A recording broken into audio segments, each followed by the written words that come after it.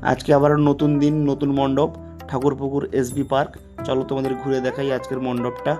এখানকার থিমটা ছিল আমাদের দুর্গা মা। কচি কাচাদের ভালো লাগার জন্য এই থিমটা তৈরি, এবং পুরো মণ্ডপটা কচি কাচাদের হাতের লেখা থেকে শুরু করে আঁকা এর আদলেই তৈরি। প্রত্যেক বছরই আলাদা চমক রাখে এসবি পার্ক, এই বছরও তার ব্যতিক্রম ঘটেনি। হাতের কাজগুলো দেখলে বুঝতে পারবে, সূক্ষ্ম সূক্ষ্ম কাজ এই মণ্ডপটিতে। ব্যাঙ থেকে শুরু করে বানর থেকে শুরু করে মাকড়সা, সব রকম পশু পাখি, জন্তু জানোয়ার থেকে শুরু করে সব কিছুই দেখতে পাবে এই মণ্ডপের মধ্যে। এখানকার সব থেকে মজার বা আকর্ষণীয় জিনিসটা হলো মহিষাসুর। মহিষাসুরকে দেখে তো সকলেই ভয় পায়, বড় থেকে বাচ্চা সকলেই। কিন্তু এখানকার মহিষাসুরকে দেখে বড়দের কথা তো বাদই দিন, বাচ্চারাও ভয় পাচ্ছে না। এতটাই কিউট ছিল মহিষাসুরটা।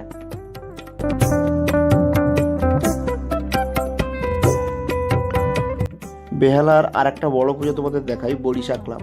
বরিশা ক্লাবের এবারের থিম ছিল বসতি। বসতির উপর ভিত্তি করে এই মণ্ডপটা পুরোটাই তৈরি ছিল।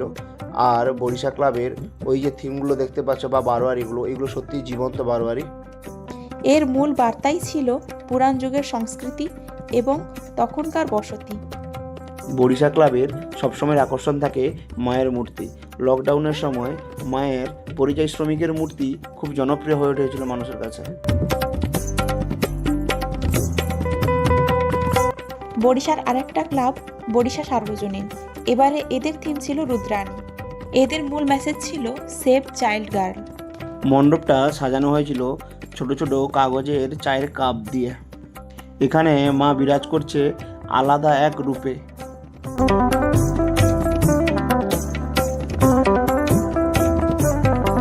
আজকে এই 3টে মণ্ডপ, পরে দেখা হবে আবার কোনো মণ্ডপে।